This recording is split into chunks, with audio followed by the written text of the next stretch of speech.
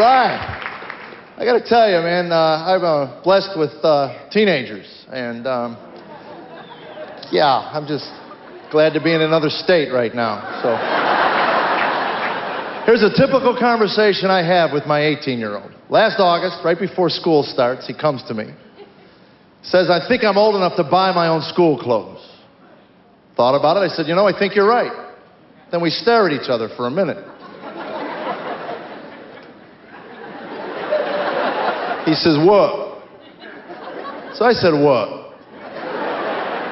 This is an actual conversation. I'm doing it from memory. I didn't even have to write it down. Then he says, I need some money. Like I'm a moron and missed something. I thought you were running to buy your clothes, not go to the mall and pick them out.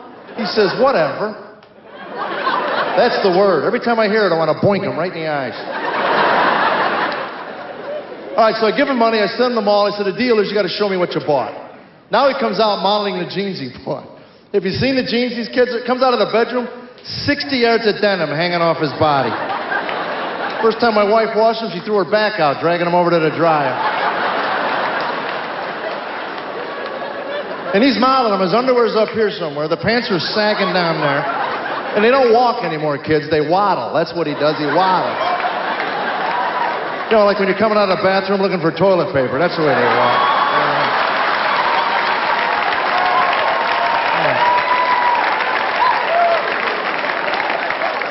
So he goes, yo, yo, yo, Pops.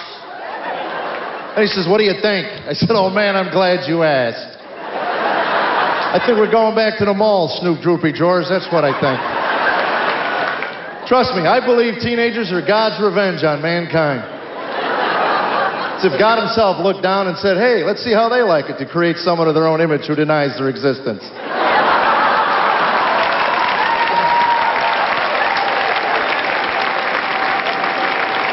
Because I have looked. Nowhere in the Bible does it mention how old Satan was when he rejected God's authority.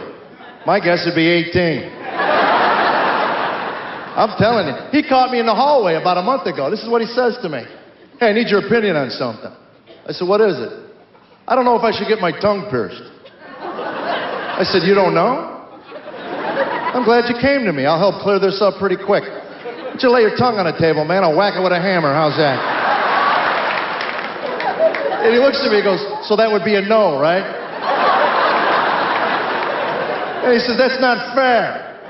I said, whatever.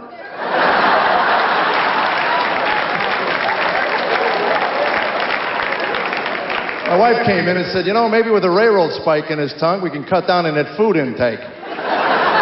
Quit feeding him out of a trough.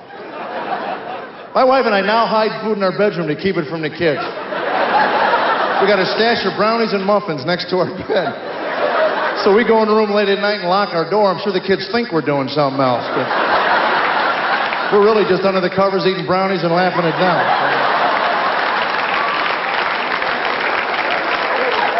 You hit 45, it gets pretty pathetic. It really does. The brownies are here. Woo-hoo!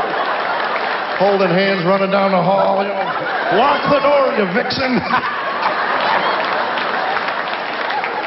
And right before the door closed, the kids in the living room. Oh, that's disgusting. I'm telling you, man.